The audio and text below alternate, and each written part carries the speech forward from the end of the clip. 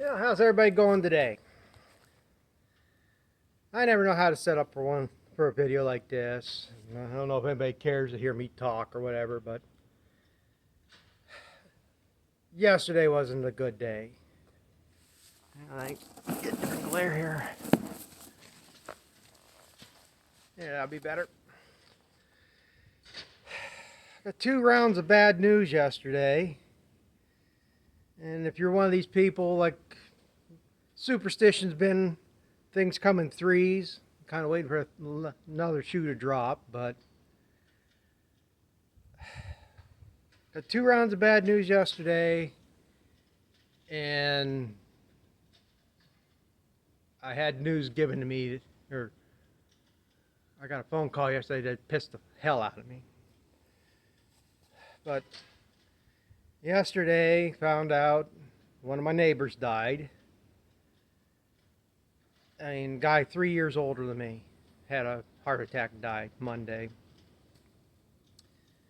You know, it's one of the ones we've been friends with all our lives and stuff. And that was just extremely shocking to hear. And then later that day, I get a phone call. I say, normally I don't answer a phone if I don't know the number. But I had put up a sign to sell this hay at the feed mill, and I got a phone call from our area code. And so I thought, well, maybe somebody's calling today, so I answered it. Well, it ended up being somebody that I know anyhow. But this phone call pissed the living hell out of me. Now, I'm going to try to stay as vague as I can on this, because I know there's people that watch my videos that are going to know what's going on somewhat. Maybe I know more than what they should know, or whatever, but this one, my whole beef on this is just with one person. And that woman I bought the corn picker off of, I got a phone call from her sister yesterday. Now, I think I gave most of the details on this deal, but anyway, I went and got it there last fall, and I gave her a check. Now, she didn't cash a check. No, this is back the end of November, beginning of December, when I went and got that picker. She didn't put the check through the bank until the end of January. And in the process, I didn't pay attention that close, and I had thought everything cleared. Well, by the time she put that check through, it had bounced. Because I thought she had already did. I wasn't paying attention to it. So she calls me, and I told her what the deal was. And she wanted to know whether she wanted her to put the check through the bank again, or what I wanted to do. I said, well, if you just want to hold on to it, throw it out, whatever, I'll bring cash over. And she was fine with that. So I'll give some dates here. That was the check went through on January 28th.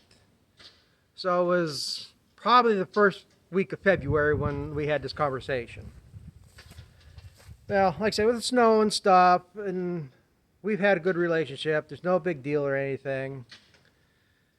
I wasn't making a special trip over for it.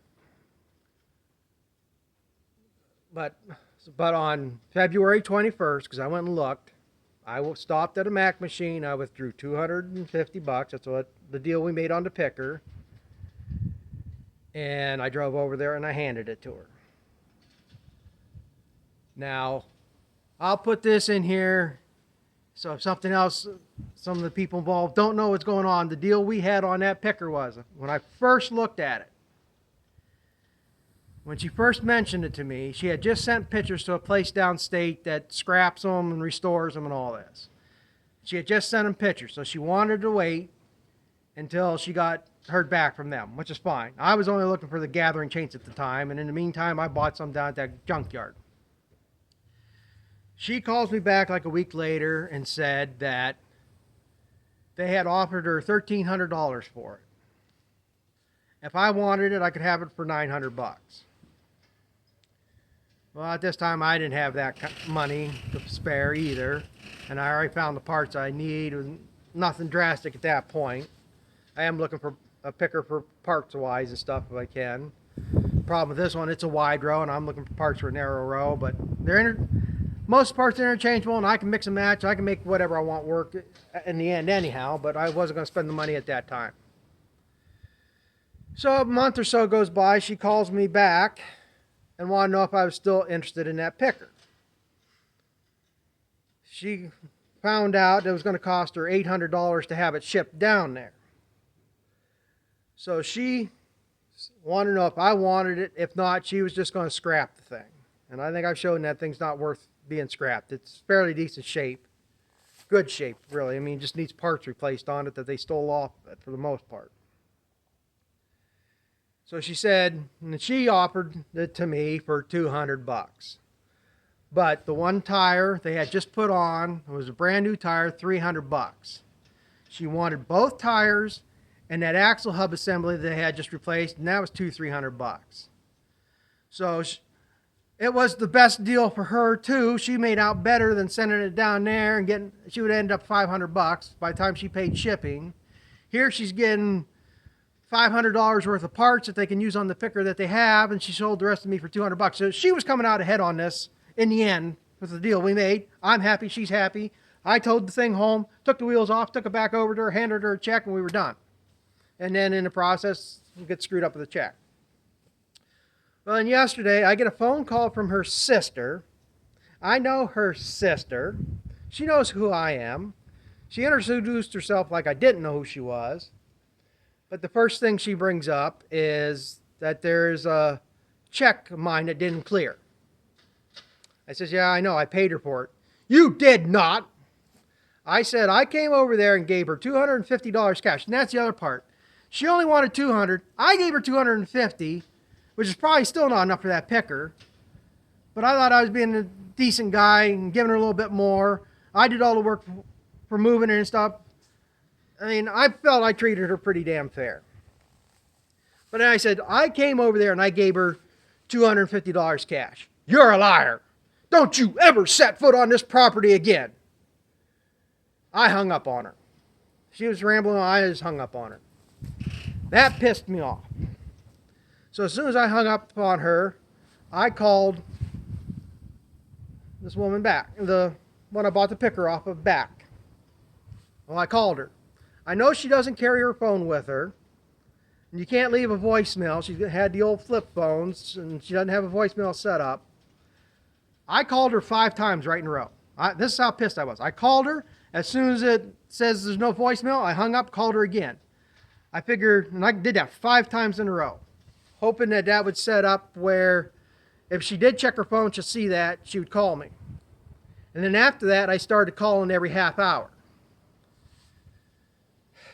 The 3rd time I called after that, somebody picked up. I said, is so-and-so there? No, she's not. And I could tell it was her sister, so I hung up. So I decided I'll go over there last night while she's milking. All I wanted to do is find out if this is her position. She's pissed at me about this too, which I'm definitely sure she's not. But I want to know if this is her position and whatever. So I go over there. I walked in the barn, and the guy that works for her was there, and I says, is so-and-so here? He tells me she died Sunday. So I knew she's had some health problems and stuff, and I ain't going to get into all that, but she died Sunday. So she died Sunday, my neighbor died Monday. I found this all out yesterday. At least I found this out when her brother died a year or so ago. I didn't even know about it until a month afterward. Her brother helped her with the farm and stuff there, and I bagged silage for him too, and we went back and forth. He was both great people. Their sister's a bitch. So find out she's a bitch. So that's why I couldn't understand what the hell the hostility to me is about this. So, and I'm on their property now. So I left there. I didn't know if her sister would see me or not, but I didn't give a fuck.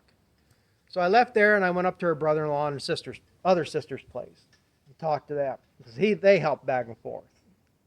And I told them what the deal was. I don't know if they knew about the picker, but I told the deal we had at the picker, and I told them all this. And let's just say what was said is the same response that I have. And I'm sure there's going to be no love lost. And then they tell me what is going on, if it's all going to go through. I mean, I'm not going to get into all their personal business. But this bitchy sister, I don't know what to say she's going to have in anything anyhow with what I was told. So, but I just told them that's the deal, because there is somebody, I guess, going to be taking over the farm that's worked for her for years too. I know him. He's a good guy too. And I just laid it out. I don't know if they're going to want me to bag this year with what's going on. I don't know what his plans on how he's going to run the property, but that's what I told him. As far as I know right now, I'm not allowed on the property. So if they want me to bag, I don't know. But again, with what I've been told here afterwards, I'm not worried about that. She's having no claim in any of this as far as I'm telling. So, but I left it known at that. I thought I had that guy's phone number, and I can't find it now. I might swing over there one of these days, in a week or so, see if I can catch him on a weekend, talk to him. But I say, the more I think about it, it's just damn dirty the way she is. I mean, first of all, you don't act like that to somebody. First of all, my deal wasn't with her, it was with her sister.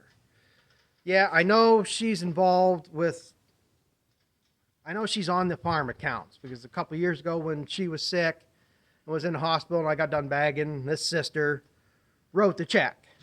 I know she has that. And as I'm thinking today, that might cause this guy a lot of headaches too. But what I'm finding out, this sister's money hungry. Did the same thing when their dad died and when their mother died. So this is nothing surprising to the rest that I've talked to. But the simple fact is, you talk to somebody like that. I mean, she got belligerent right off the bat, mouthy, doesn't know what the whole deal was. And, you could call up and say, hey, my sister died yesterday. I have this check here that bounced. What are we going to do about it? And then I can explain what happened here. You don't call me a liar, because you don't know. Again, that's part of the problem. They're not going to know. The rest of the family, I think, trusts me enough that I did. All I have to prove is a withdrawal on a bank statement that says ATM withdrawal for that amount, and I never draw that amount out. I mean, if I take it's either 60 or $100 is all I ever take out of a Mac machine. I never take amounts like this. But if you watch Judge Judy, well, we don't know what that went for. So, but like I say, I think everybody else is in agreement with me, knows the type of guy I am, believes me. It's not going to be an issue. I mean, we're talking $250. Her, I don't know. I don't know if she would have any claim. I mean, will she sue me over $250? Sounds like she might if she has any grounds. But I think everybody else would show up and knock her down, because, like I say, this had nothing to do with her. Yeah, it has to do with the estate. I don't know if she's the executor, but that's the executor's job, and it has nothing to do with her. And I don't know, I think these two sisters must have got along, but whether she's her executor, like I say, I don't know. It's nothing I'm going to worry about, because, like I say, I'm confident enough in my position. If she wants to take it that far, I'll tell her to come get the fucking picker then. I'll lose $250. I'm not going to, but there's no trespassing on my property, so I don't know how she's going to get it, type deal. Like I say, if she wants to play dirty and push it, whatever. But I say, don't treat people like that. Don't get into somebody else's businesses you don't know. I mean, yeah, if I had stiffed her for $2,500 or something, yeah, that might be something to carry about. And if it was that much, I would have got a receipt or something for it. But like I said, I never, in fact, that's what pisses me off more, that this sister is doing this shit the way I've treated her, this sister. Because I actually charged her, I was giving her a little bit of break, because we were doing 2-3 bags over there. And if I do multiple bags, I cut some off. And, give her discount. And like last year, she was ready to chop. No, since her brother died, she's relying on all these other people. And, everybody else has a life. They had other things going on. They weren't there. Her brother-in-law was able to haul silage, but they had nobody to chop. So, you can see what I've been doing. I don't have much going on here. So I said, hell, I can come over here and chop. So I'd go over there at 10 o'clock in the morning. I might run 1 or 2 loads before her brother-in-law would show up or until they get done with chores. Then he'd run silage during the day, or the loads. And then when he had to go home, hell, I'd chop another 2 or 3 loads and I'd run them in, unload them. Like, I chop all my corn myself. It was no big deal. And I did that for 3, 4 days. I helped her out. We had the weather. I don't want to be sitting around doing nothing, waiting on people. We got it done. And then at the end of it, she asked me what I owed her. And I said, what she owed me for the chopping. I said, I ain't worried about it. Oh, you got to have something. So we basically rounded it up about $300 for the 4 or 5 days that I was, my time driving back and forth and stuff. It's fair enough to me. And I even told her when we were done, I said, because she was having problems getting people around. I said, if you need help, just let me know. I can come over and help, off and on, whatever. And then when I paid her that day, I told her the same thing because it was the same thing. It was a bitchy day too. Silo loader was froze up. She's walking across the yard to get a pipe wrench for when the guy that's working for her came later that day. She wasn't going to climb the silo, but she's there doing all that stuff herself. The shape I'm in, I don't know if I could climb a silo. I don't know if I could climb through a silo door the way my hip and back is. I could barely climb on and off the skid steer some days. But, I could have helped her out with that to some extent, But, like I say, like I'm finding out with my asshole cousin over on the other corner here. I jump through hoops to please him, and then I get knifed in the back at the end there, too. But they turned around and make it like they're doing me a favor. So, but like I say, if you're not involved in something, even though it's family business, butt your noses out of it. This had nothing to do with her. She had no reason to be the way she is. And like I said, I stopped up at the other sister and brother-in-law and paid my respects and talked to them. And I'm glad to see it's going the way it's going. Like I said, but I'm expecting trouble from this one. She's money hungry. I'm pretty sure she's probably going to contest some stuff. But that's, well, I won't get into the other snag that's there. But like I say, if it's going the way that I was told, she has no say if I'm on the property or not. Let's put it that way. So, like I say, I just want to share that little tidbit or this little bit. Like I said, I don't know whether anybody cares about hearing this stuff. I'm back here in the hay barn because it's pretty damn windy today. It's about the quietest place I can get to muffle things. But it's just not been, well, yesterday was not a good day. And like I say, things come in 3. So I'm probably going to hear somebody else here in, like they say, next week or 2. And, but yeah, that gets a little eye-opening. Like I say, this neighbor down here, he was graduated a year ahead of me in school. He was 3 years older, but to hear, he was only 58 and drops dead of a heart attack.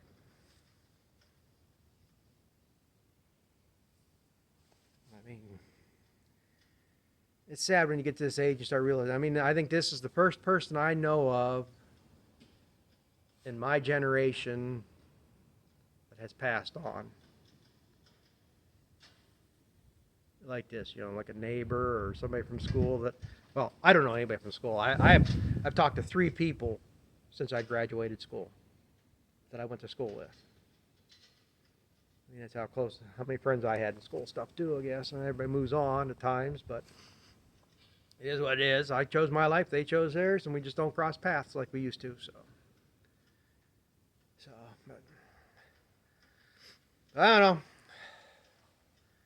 I hope this other bit works out, and we'll see what happens. So, thanks for watching. We'll catch up with you later. They say, I don't know if anybody wants to hear this shit. I don't know where to set up. Other guys walk around. I don't know if this is better or this is better. But, like I say, I've vented this to several people. And I've vented here just so people think of some things before they go do them. Like I say, it's not your business, butt out of it. Or take a different approach and don't just accuse somebody if you don't know what the whole story is. But we'll see how it turns out. So thanks for watching. Comment, rate, subscribe, and we'll catch up with you later.